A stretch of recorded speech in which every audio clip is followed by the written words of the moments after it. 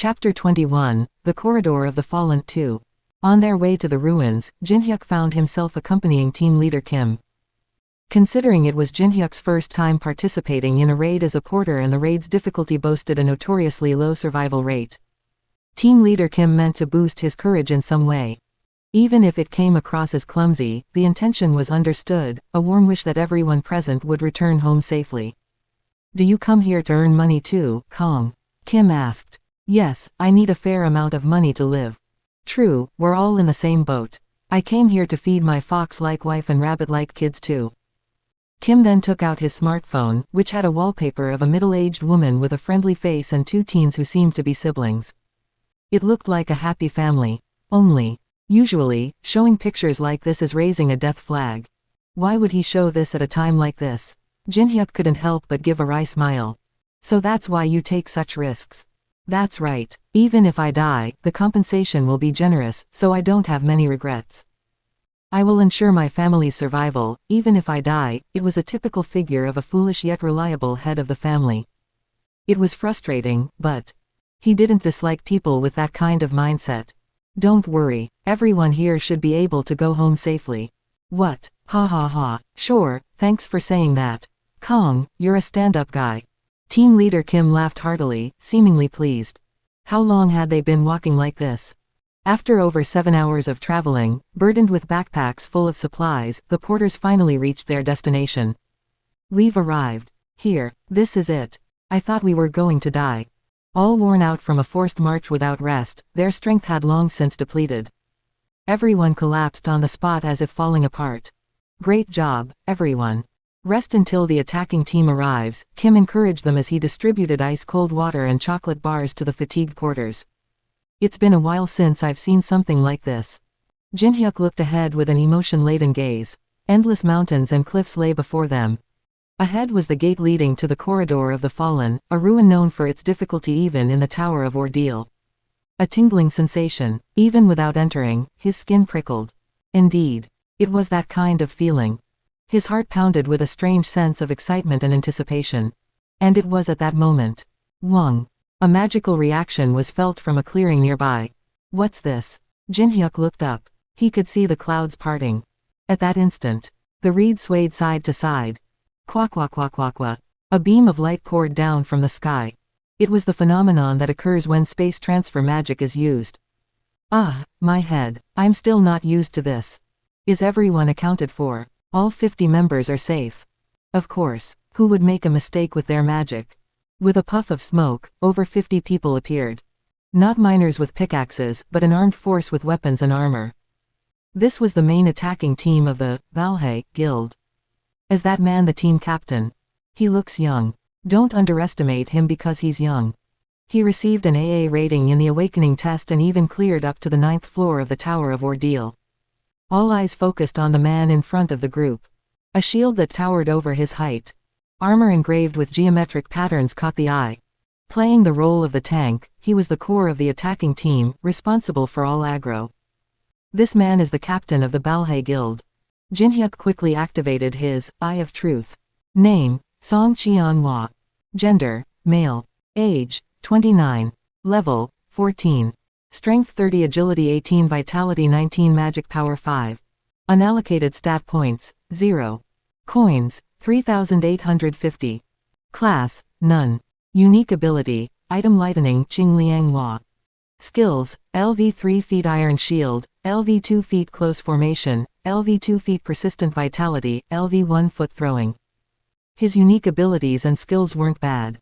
Copy condition, gain Song Cheon-hwa's trust within the raid period. After checking the copy conditions, Jinhyuk quickly lost interest in Song Cheon-hwa. It would be easier to make him hostile. Trust was not something that could be easily established in a short amount of time. Especially when competing for a one-of-a-kind holy relic. Speaking of which, Jinhyuk's eyes narrowed as he looked at Song Cheon-hwa. A leader of a top 10 guild is only at this level. His stats and skill levels were far too low for his level. It suggested that he had been more concerned with gaining experience than actual combat experience that could cost lives. And didn't he only climb to the 9th floor of the Tower of Ordeal? The rest of the team members are even lower in level than Song Cheon-hwa. Of course, it's not that he completely misunderstood the situation. All top-tier guilds were currently engrossed in conquering the boss on the third floor of the Tower of Ordeal. Thus, by comparison, they lacked the manpower to invest in lower floors.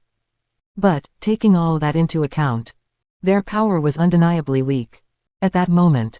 All right, stop staring and get up, everyone. The attack team is here now, so let's get to work. We have our own jobs to do. Kim clapped his hands together. The mining team digging up magic stones and harvesting byproducts from monster corpses would enter later. But the porters who transported necessary supplies entered at a much earlier timing. Right after the battle had just ended. This might work out well. Jinhyuk swiftly rose from his place. This was a chance to see firsthand how a guild-level collective raid was conducted. Asterisk. About an hour after the attack team entered, it was the porter's turn. Name, the Corridor of the Fallen. Type, Ruin. Difficulty, Unmeasurable. Description, a place where the ancient bloodline is sealed. At the end of these ruins, the purest weapon and the deadliest death coexist. Jinhyuk was hit by an acrid smell as he entered. Whoosh. A magic user at the front summoned a sizable flame. The area brightened, revealing the interior of the ruins. Follow me closely. Wander off and we can't save you, said the leader, careful to maintain the group's focus so that nobody went astray. Unbelievable. It's incredible. This is the famed ruin. The exterior reminded them of the ancient Maya civilization. Walls covered in moss and stone stretched in all directions. As they moved further down the path, they encountered a commotion. Hey, over here, this way. Team leader Cheon-hwa, the porters have arrived.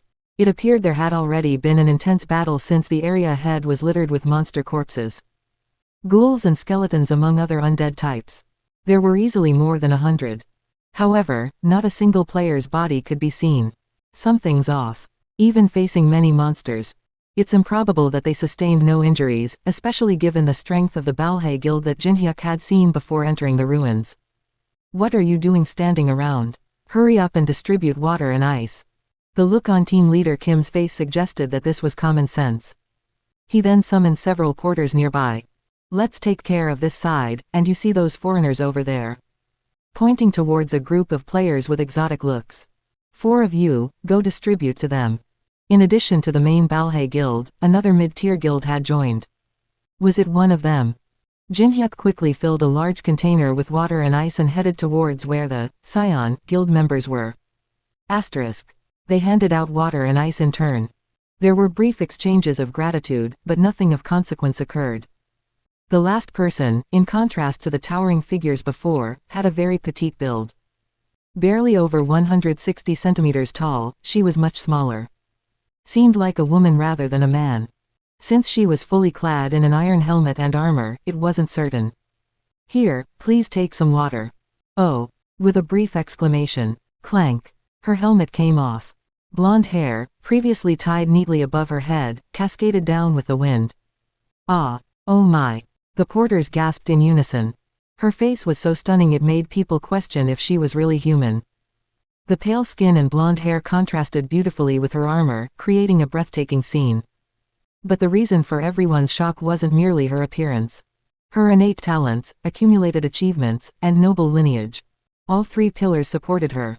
The Saintess of Amsterdam, Teresa de Laurencia. How could anyone not know her? One of the most famous players in Europe.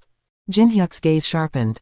The youngest daughter of the Laurencia family, a real noble, and a hero who saved Amsterdam from ruin during the outbreak. That was her identity. It finally made sense. Why no member of the Balhae Guild had suffered any injuries? With her abilities, she could effectively counter the undead. Possessing the power to use holy energy, with offensive, defensive, and even healing support skills, she was a versatile player. Reviews said that she was instrumental in clearing the 2nd floor of the Tower of Ordeal. However, something didn't add up. Why did she choose this location over the 3rd floor boss conquest? Even if the holy relics from the ruins were valuable. Wouldn't it be more advantageous to proceed to the next floor, unless they were holy relics specifically related to her class? And it seemed unlikely that the Scion Guild could afford to hire a ranker like her. How did they manage to bring her in? Jinhyuk paused his thoughts and shook his head. Predicting Scion Guild's finances wasn't the priority. What matters was Teresa's abilities. And how to copy them. This is an opportunity too good to miss. His Eye of Truth then activated, but your skill has been cancelled due to the level difference with the target. A red status window blocked his vision. Damn it, a level difference. She must have already surpassed level 20 if she wasn't affiliated with any guild. As that thought crossed his mind, your luck and adaptive stats have nullified the level difference. You can now see the target's status window. With a sizzle, the red window shattered, and Teresa's personal information became visible. Right, I had this option. His luck and adaptive stats had come to his aid at an important moment. Name, Teresa de Laurencia. Gender, female. Age, 22. Level, 29. Strength 42, Agility 31, Vitality 25, Magic Power 30.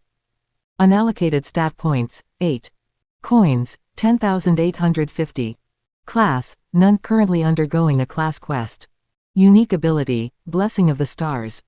Skills, LV 5 feet Divine Strengthening, LV 5 feet Stealth Operation, LV 4 feet Blessed Touch, LV 4 feet Sanctum, LV 4 feet Illusionary Barrier.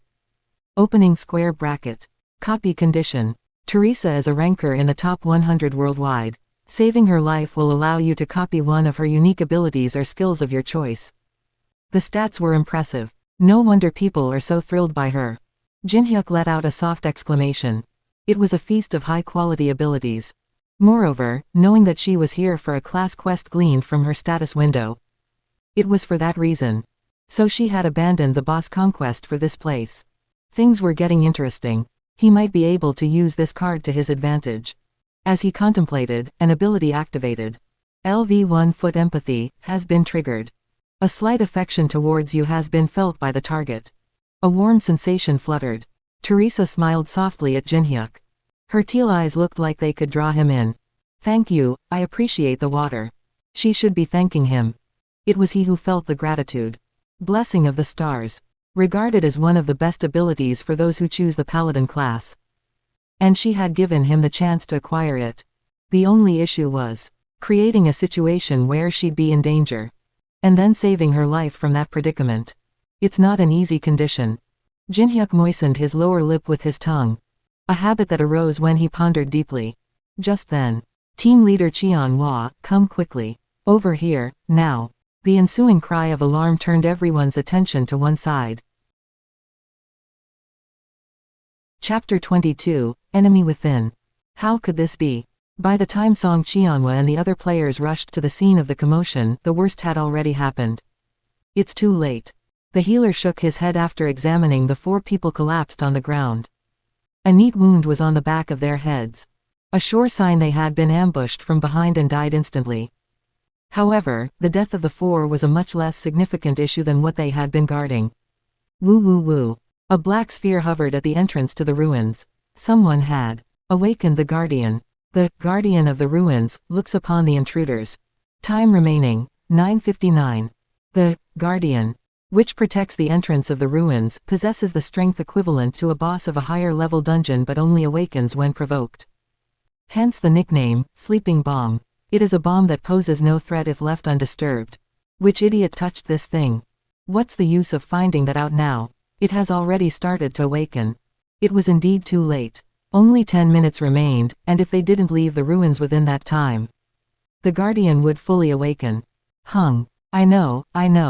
Song Cheon-hwa bit his lip. They couldn't fight the Guardian. It would be akin to suicide. At least half, no, maybe even more could die. In reality, they would have to abandon the raid. It would be impossible to reach the boss with half of their strength depleted. But we're going to end this before it even starts properly. And for such a nonsensical reason as awakening the Guardian. Being fired was the least of his worries. He might even get expelled from the guild. How much did I struggle to climb up to the position of raid leader? His molars dug into his lip.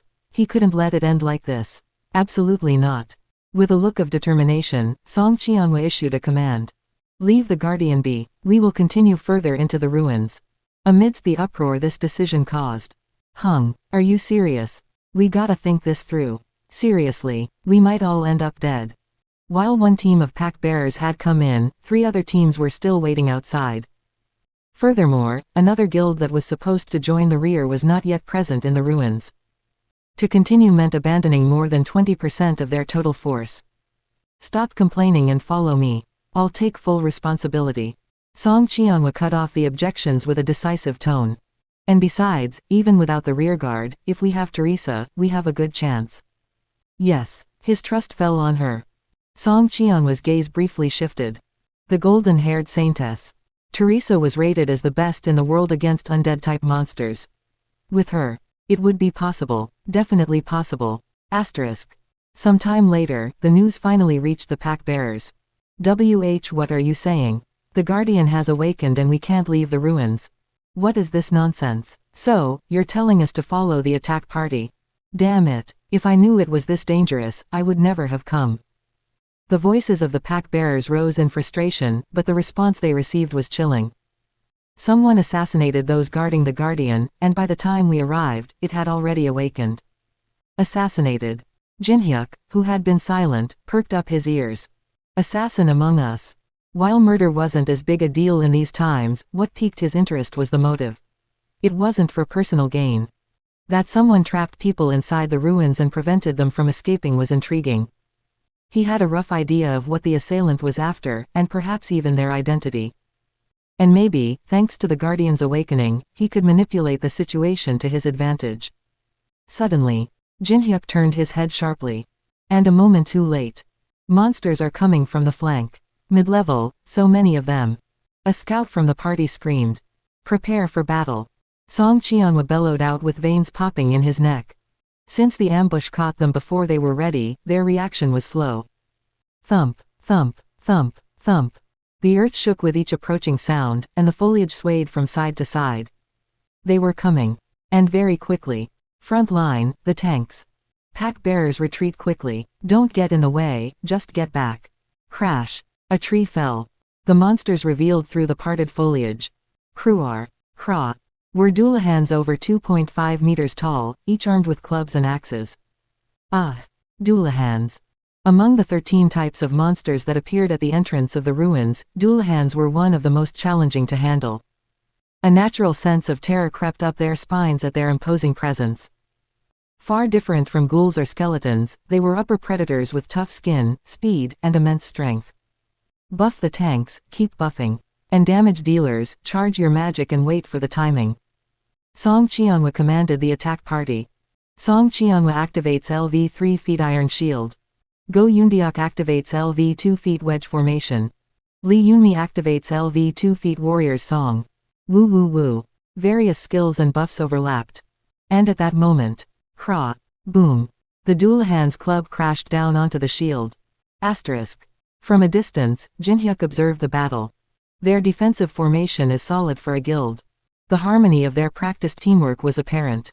They weren't pushed back even by Doolahans. The problem lay with the solo players not affiliated with any guild.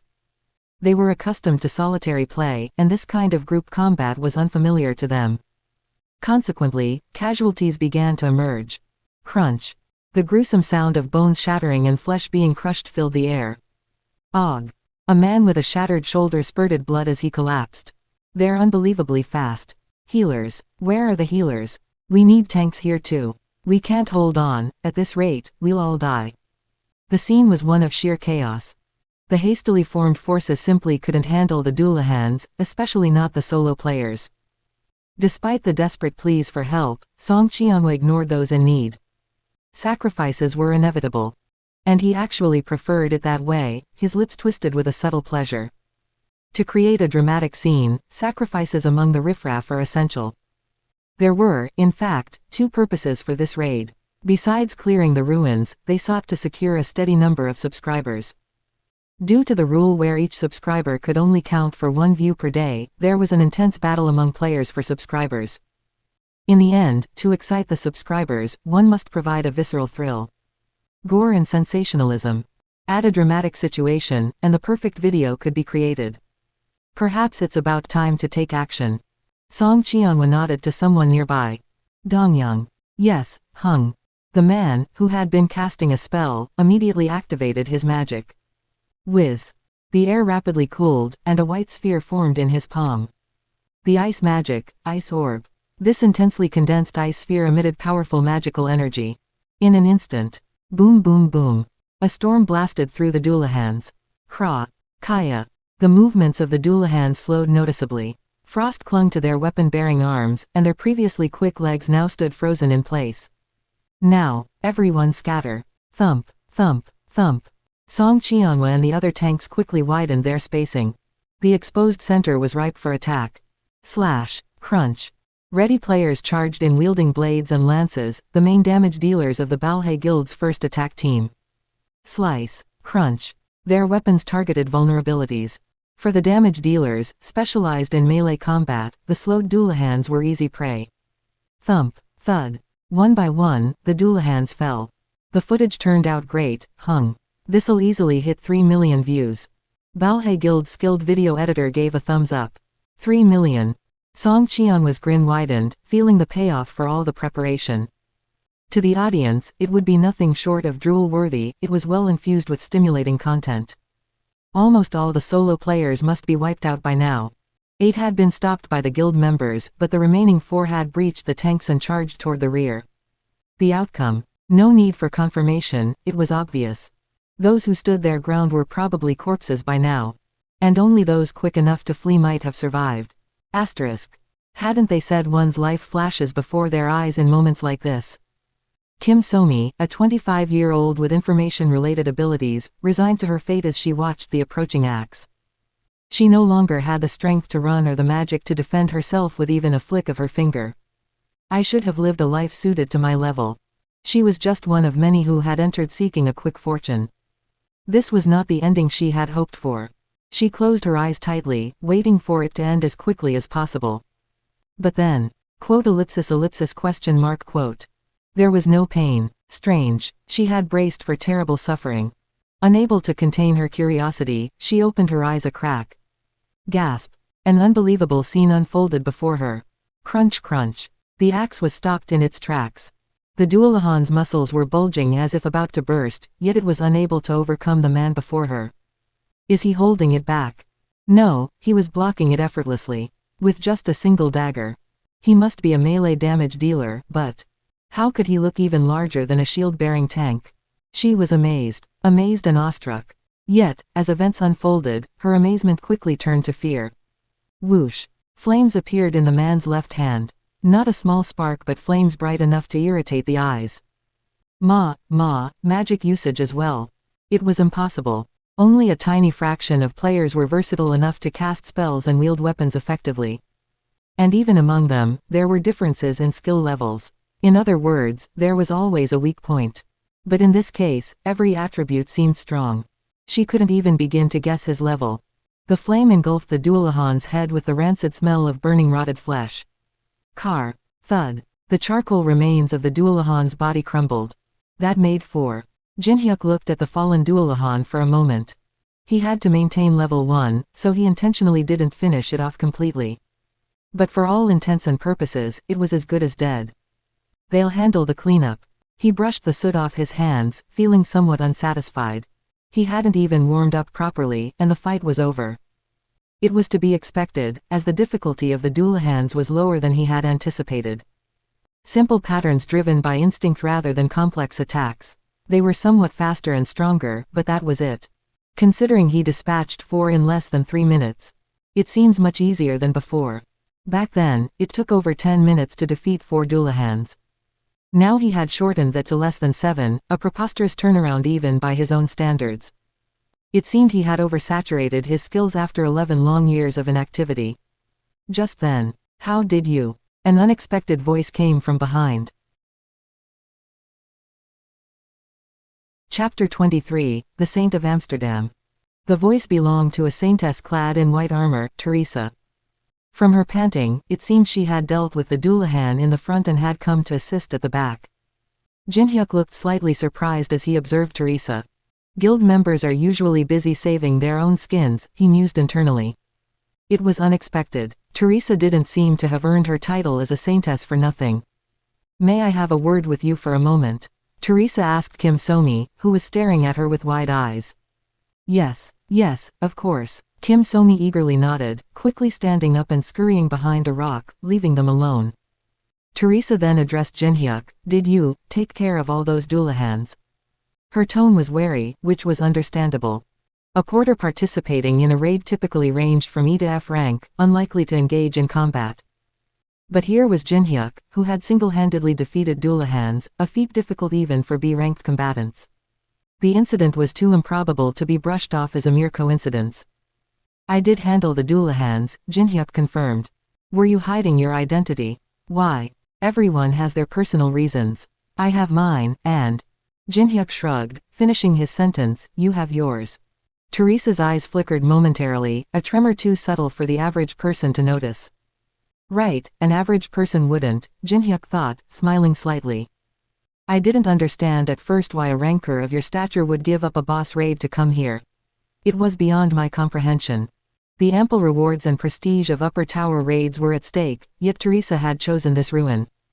The reason was obvious, the reward here must be greater than what she could obtain from defeating the third-floor boss. And Jinhyuk knew exactly what that was. "Are you here for a job quest?"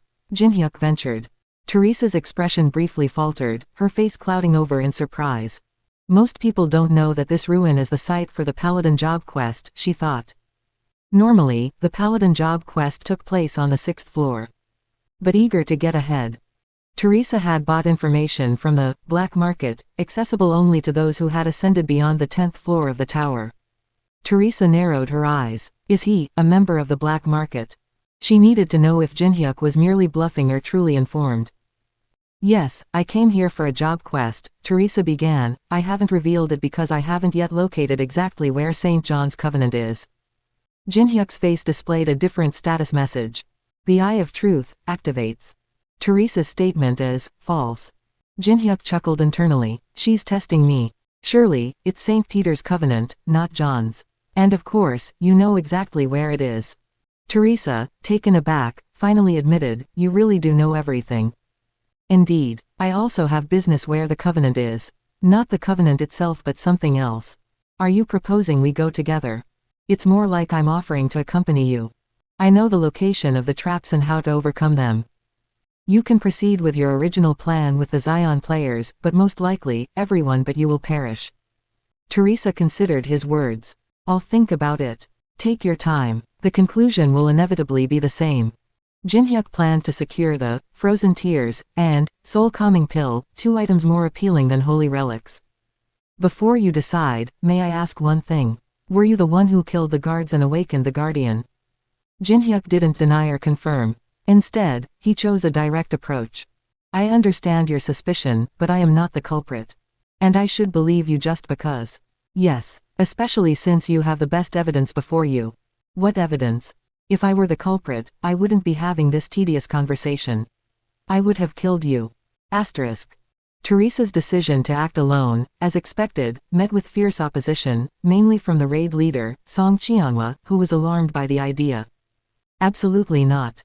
We need to regroup and move forward, not break into solo actions." Though anyone else might have been okay, Teresa, a key member of the raid, was non-negotiable. But Teresa was not one to back down easily. "We have a map up to the 20 kilometers point of the ruins, and everyone is familiar with the strategy.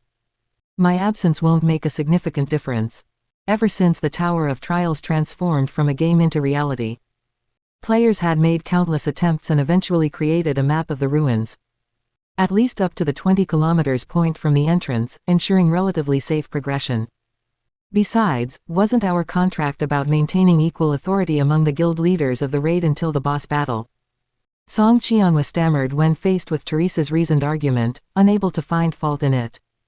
Finally, after a long sigh, Song Cheonhwa granted Teresa permission for her solo venture.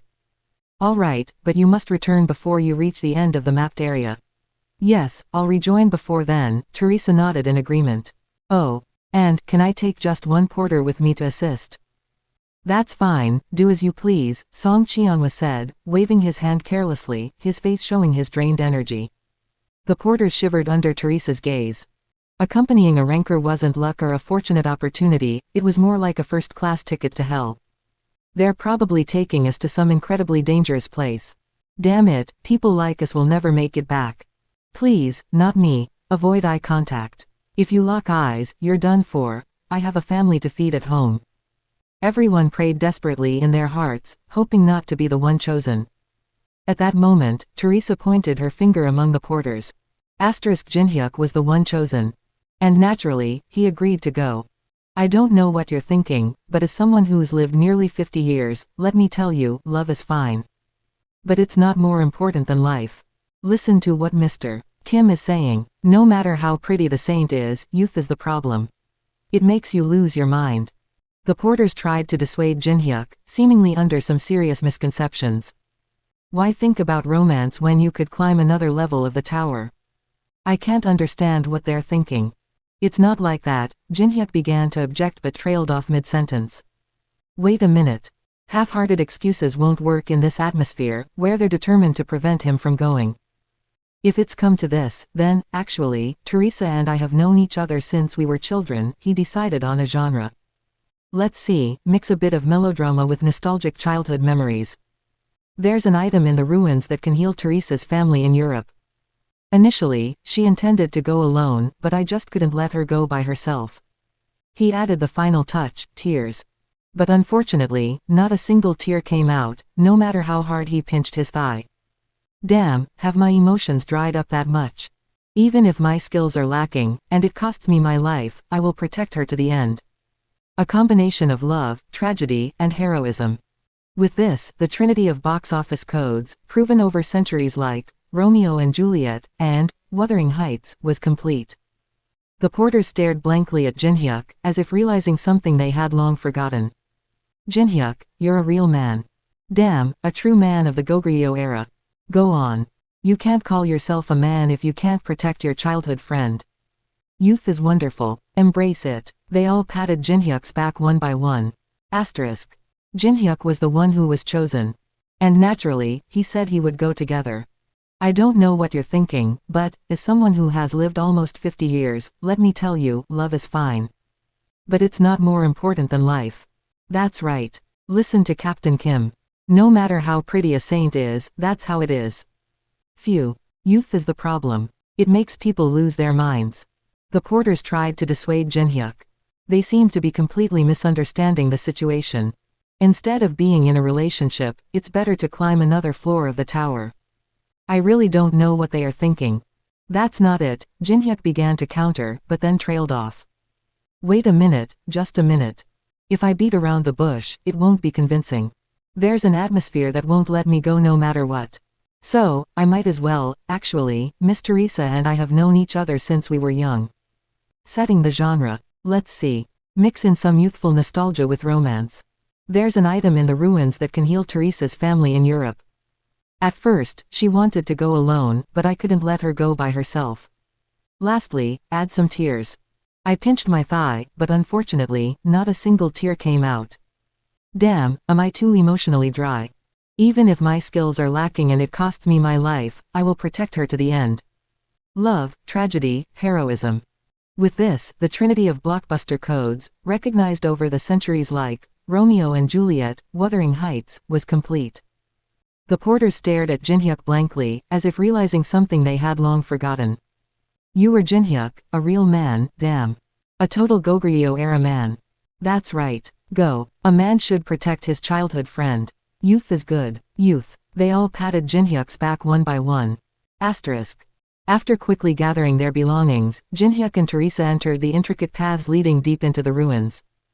About 5 hours must have passed since they separated from the raid group, and finally, the two reached their destination. As expected, the defenses are well prepared, Jinhyuk thought as he carefully observed the formation of monsters. Most were ghouls and skeletons in the pit, but there were also high-level undead scattered around, including Dullahan and even magic-wielding liches. Judging by the weak aura of magic, their circles wouldn't be high, but liches are not to be underestimated. Especially if hit by their debuffs or curses, even the most skilled players could suffer fatal injuries. Teresa poked Jinhyuk's side with her finger. There. The Covenant is right in the center. I've noticed it too, Jinhyuk replied. At the center of the circle, there should be Peter's Covenant, along with Frozen Tears, and Ethereal Inventory Blueprint. Killing these monsters would lead to leveling up. That task should be left to Teresa. Get ready, Jinhyuk said as he prepared to move. The dagger he had kept tucked away began to emit a crimson light. Understood, Teresa responded, lifting her sword and shield, gathering her magic. But just then, ding! Suddenly, a red status window appeared in front of them. Chapter 24, Frozen Tears. The corrupted hall's master is watching you. This is. Jinhyuk's eyes narrowed. No doubt about it. It was an indirect message from a boss monster. Look, did you see this? It's now on the status window. Teresa exclaimed in surprise as well. Yes, I saw it too. But there was no need to worry about being attacked right away. Indirect messages from intelligent boss monsters were merely expressions of mood or will. They couldn't pose a physical threat. However, this guy has never shown interest in players before. The master of the hall always stayed cooped up in his room. Of course, he dealt with intruders, but otherwise, he cut off all contact with the outside world. And now he was showing interest like this. Interesting. The reason and intent behind it. What does it mean for a boss monster to be watching us? If I put it nicely, he sees us as interesting enemies. If I put it badly, he means to never let us out alive. Well, I guess you could interpret it like that. Does this mean he acknowledges us? It means he acknowledged me, not you. Trying to lump us together so subtly. It's clear the indirect message popped up because of me. Quote ellipsis quote. Teresa looked at Jinhyuk with an incredulous face. A renowned ranker from Europe and a player who joined as a porter. If you asked 100 people, all 100 would back Teresa. But still, where does this man's confidence come from? By now, it was almost admirable in multiple senses. She had a lot to say, but Teresa just shook her head gently, as if she resigned herself. When you first spoke to me, you said you knew all the traps, right? Yes, it's been a while, but my body remembers. It had been a while since he had been to the first floor. Especially since it had been well over 6 years since he last entered the ruins. Still, there should be no problem. There's a saying that while the form may wane, the class is eternal. So, what should I do? Just draw the attention of the undead monsters. I'll handle the rest.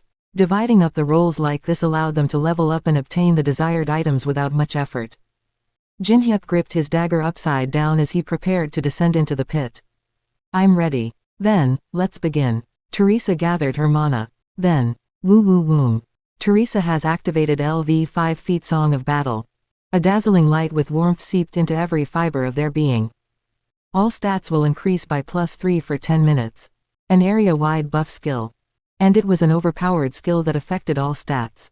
Ho ho, that's quite usable. Jinhyuk muttered in admiration. If it weren't for Teresa's unique ability, Blessing of the Stars, which allowed her to resurrect upon death, he would have wanted to copy that skill. Kwong. Meanwhile, Teresa leapt into the midst of the undead monsters. Kruer. Ki. Ghouls and skeletons reacted immediately. Exhaling miasma, they brandished their crude blades and axes. But, kakakakak. Such weapons would not even scratch Teresa's armor. After all, they were dealing with 1 out of 100 players. Among them, Teresa was the ranker known for having the most stable offense and defense. Plus, she was equipped with a replica version of Joan of Arc's armor. Mass-produced monsters couldn't possibly stand against her, no matter their number. Kek. Kekik. Her shield moved with precision. Bang. Kwong. Ghouls' heads shattered in a single blow. That might as well be the power of a siege hammer. Swish. With every swipe of her sword, skeletons were cut in half. Fast and precise attacks. As if a walled fortress was crumbling down. A path was opening. Now's the time. Tap. Jinhyuk kicked off the ground. Lightly. And swiftly.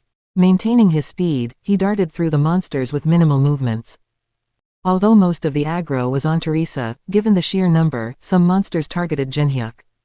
A ghoul lunged at Jinhyuk's neck with its claws outstretched. Ki. It would be endless if he faced each one individually. Thud. He targeted the joints to throw off the ghoul's center of gravity. Kek. The ghoul stumbled badly. Its confusion was palpable as suddenly its body refused to obey. Jinhyuk continued to dispose of ghouls and skeletons in the same manner, pushing deeper inward. Then, as the fog grew denser, patsoostsuits. Black sparks flew towards him like lightning. Quote exclamation mark quote. Dangerous. Instinctively, Jinhyuk veered off course. Boom. A massive crater formed where he stood just a second ago. Indeed. A chilling destructive power. If this isn't part of the ruins, what is? Jinhyuk's eyes moved rapidly. To the left. Precisely, between the rocks on the left. There, a lich casting a spell came into view. A fleshless skeletal mage. Yet, the blue glow in its eyes seemed to pierce through everything. This is not a place for humans. A voice as grating as metal scraping came forth. Of course, it always comes to their one-liners. Then, is this the perfect spot for corpses to take midnight walks? Jinhyuk discarded the threat filled with numerous assumptions and just let it pass by his ears. 5 Doolahans as guards.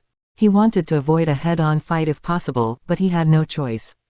He had to deal with all of them. If he ignored them like the ghouls and skeletons, there was a risk of being caught from behind. Go back. If you take even one more step, I will reduce you to ashes. The lich created black lightning in his palm. It looked to be at least a 5th circle magic spell. Casually, Jinhyuk stepped forward. Oops, my mistake. Utterly. With a nod from the lich, the Doolahans moved forward. Crew. Craw. The 5 Doolahans roared fiercely. Thump, thump, thump, thump. As the ground trembled with thunderous sounds, they closed the gap instantly. Not typical of low-intelligence beings, they managed to form an encirclement. And at the same time, the black lightning in the lich's hand disappeared. Regret and die, human. It was fast. But the moment the black streak aimed straight for Jinhyuk's heart.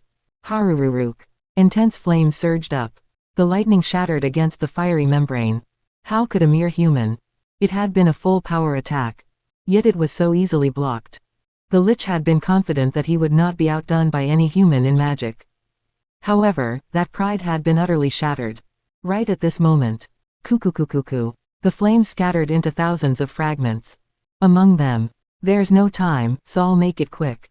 After a brief comment, Jinhyuk targeted the closest Doolahan. Thump. He stepped on its thigh. Tuck. Next, he stepped on its shoulder and leapt high. Was he nearly 5 meters into the air? Jinhyuk pulled his shoulder back significantly. My strike may not be as fast as lightning. I assure you of one thing, though. Your shield definitely won't stop it. Mana charged 10 tempered dagger, with combined stats and adaptive stat boosts. A 5th circle shield wouldn't stand a chance. At least a shield 2 tiers higher might have a shot. Suddenly, the dagger in Jinhyuk's hand disappeared. Red flash. A single beam of light shot straight towards the lich. Coop. 5th circle, energy shield, activated. Reflexively raised mana. A transparent barrier unfolded, enveloping the lich entirely.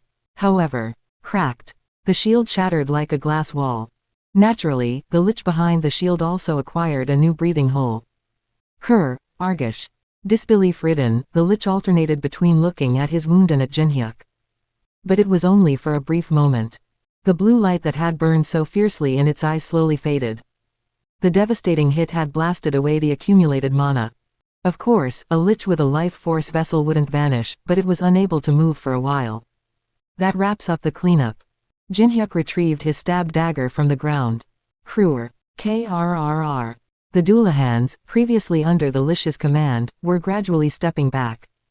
Presumably, they had lost their will to fight. Jinhyuk did not pursue them. After all, his purpose for coming here was not to level up but to secure items. Huff. Jinhyuk steadied his breath. Now he needed to be a bit more alert. He still had to pass through an immense number of traps. Asterisk. What kind of porter is that? Teresa muttered weakly. Her heart had been racing when she joined back after dealing with the undead swarm. She could finally confront the person who kept ignoring her and say it proudly. That she was this strong. However, the moment she witnessed Jinhyuk's battle, her high spirits plummeted to the ground. It really was true. The story of how he single-handedly dealt with 4 Doolahans wasn't just a tall tale. And he hadn't even given his all. He had totally toyed with a lich, a much higher adversary. No wonder he's so full of confidence. Of course, he'd be nonchalant with that kind of strength. But the astonishment didn't end there. The moment she stepped into the trap zone, Teresa lost all her words. Ah. Her tiny lips parted in disbelief. Asterisk. Thump. Jinhyuk evaded spikes that sprung from the ground. Almost simultaneously, 15 arrows came flying at him. They were menacing, but a feint. The real one was the transparently coated wire. The fog makes me have to be even more careful. Clang clang clang clang. As Jinhyuk parried the arrows with his dagger, he constantly checked for a safe place to step. Then, your vision is distorted. An uncomfortable tingling sensation crossed the retina. Now the spacing will be off by about 32 centimeters. Whatever attack followed, it would be much faster than what he could feel. This was the biggest reason for the difficulty of this trap segment. He adjusted the timing he had memorized up a notch. Time to move. Jinhyuk moved forward again. Wish. Something skimmed the ground. This time it's behind. The moment a rope, like a snake, went to snatch his ankle. Jinhyuk lunged forward. Click, click. As he moved, traps were triggered one after another. Of course, everything served as a trigger for the traps here. 3 steps here, then 2 to the right. He kept moving. The only option was to choose a path that was slightly less dangerous. The relatively easier ones were the physical traps. The tricky ones were traps that affected the mental realm. He absolutely had to avoid the latter, as triggering those meant instant death. Just a bit more. A little more. Only about 100 meters left to the goal. Your hearing dulls. Your sensation numbs. As he approached the target, the senses began to dull. Even his superior reflexes became insignificant in this environment. Studying rules. Attempting to discern patterns was pointless. Henceforth, everything beyond this point loses meaning. One could only learn the order of everything by dying thousands, tens of thousands of times. That was the only solution to overcome these traps. Boom. Jinhyuk deflected the couched lance. Despite his senses acting wildly, he did not lose consciousness to the very end. Bang. He deflected. Boom. Once more. Bang, bang, boom. And one more time. This is the end. Vroom. Jinhyuk caught a lance rushing towards his heart barehanded. Then, he threw it mercilessly to the ground. All senses are restored. The fog covering the pit dissipates. The undead find their rest. As the flood of system messages poured in, Jinhyuk let out a groan. Doing this after so long makes my muscles sore. He wasn't even joking. His right wrist and shoulder were sore. He would have managed easily if he was just 3 years younger. What a shame. But seeing this makes it all better. Jinhyuk looked at the items placed on a boulder. The first thing that caught his eye was the ancient Latin inscription on the long parchment. It was the Pact of Peter that Teresa had been seeking. And then, seeing it again is indeed a relief. A crystal radiating a blinding blue light.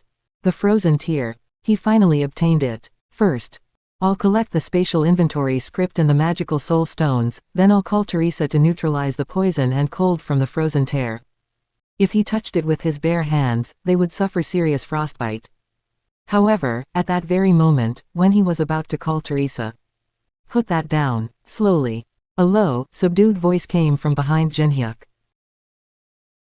25th episode, Sword Saint Cheon Yusung 1. Jinhyuk slowly turned his head. There stood a man holding a very old-looking sword. A familiar sword. It was the replica version of a holy relic displayed at the National Central Museum, the iron sword with Qianlong inscription. This meant the man was the persistent challenger Jinhyuk had encountered throughout the Tower of Trials. Jinhyuk sized up his opponent. A sharp countenance. A solid build over 185 centimeters tall. He resembled a well-sharpened sword. I didn't realize in the game, but this guy looks quite decent in reality. Or to be precise, he could put models to shame. His perfectly proportioned body and a face like a sculpture were hard to come by even on TV. Won't you ever tire? Jinhyuk clicked his tongue. Wasn't it enough to chase him in the game? Now he had followed him even to the ruins. Sincerely, if I go to hell, he'd probably chase me there too. That irritated face, is that all you see me as? The man clenched his jaw, brimming with lethal intent. Ah, right. He had a serious grudge about being ignored. Annoying as it was, Jinhyuk had forgotten. Think about it logically. Who in their right mind would follow me here? And if you've lost, accept it. Please, just give it a rest. This time will be different. Having started over, there's no way I'd be inferior to you. He's not getting it. Or rather, he never did. Jinhyuk sighed softly and activated the Eye of Truth. Skill activation is cancelled due to level difference. Of course, there would be a level difference. But it didn't matter. He had extra stats from the Song of Battle and his existing luck and adaptation stats. Stats effect nullifies level difference. Penetrating the target status window. Name, Cheon Yusung. Gender, male. Age, 28. Level, 29. Strength 35, Agility 31, Stamina 18, Magic Power 10. Stat points, 0. Coins, 0. Job, Swordsman. Unique ability, Sword Song. Skills. LV 6 feet Soul Chasing Sword Chi. LV 5 feet Sage's Eyes. LV 5 feet One-on-One Duel. LV 5 feet Self-Defense Chi. LV 5 feet Battlefield Selection. LV 4 feet Soul Chasing Sword Dance. LV 4 feet Darkness Barrier. LV 3 feet Endurance. LV 3 feet Tenacity. Copying Condition. Cheon Yusung believes he's stronger than anyone in swordsmanship. Defeat him with the weapon he's most confident in, a sword. A status window longer than anyone Jinhyuk had seen before appeared. Did he recognize me through Sage's Eyes? And he's been stalking me enough to follow me here. Cheon Yusung, huh. He was one of the most notorious players Jinhyuk knew in the Tower of Trials.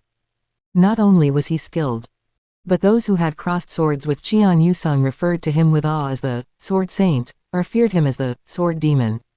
But, so this was his extent. Jinhyuk read the status window with a nonchalant expression. Level, skills, unique ability, stats. Others might have been astonished, but it was just that. Of course, Cheon Yusung had become stronger than before. His build-up to become a Sword Saint was flawless.